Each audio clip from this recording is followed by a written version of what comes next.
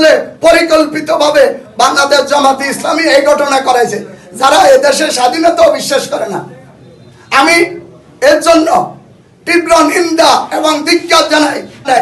কাজী নুরুল আলম সিদ্দিকী সাহেব আমাদের সমাজের লোক, আমাদের গ্রামের লোক, আমরা মিলেমিশে থাকবে।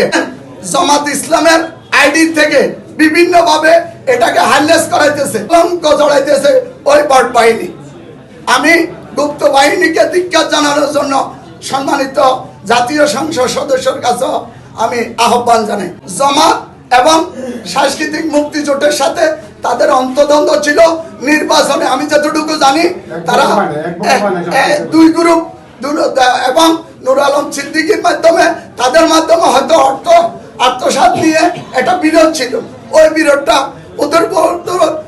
ওদের গাড়ে এটা ইয়ে করতেছে। নাঙ্গলকোট বাজার সিটি ব্যাংক আউটলেটে চলছে বিশেষ ক্যাম্পেইন। অ্যাকাউন্ট খুলুন, জিতে নিন আকর্ষণীয় ওয়াল ক্লক। মাত্র 15 দিনের মধ্যে 20,000 টাকা ব্যালেন্স রাখলেই সুযোগ। নারীদের জন্য বাড়তি সুবিধা, সিটি আলো অ্যাকাউন্টে ফ্রি চেক বই, প্রতি মাসে মুনাফার সুযোগ। যোগাযোগ সরকারি হাসপাতাল রোড, নাঙ্গলকোট বাজার। দেরি না করে আজই চলে আসুন।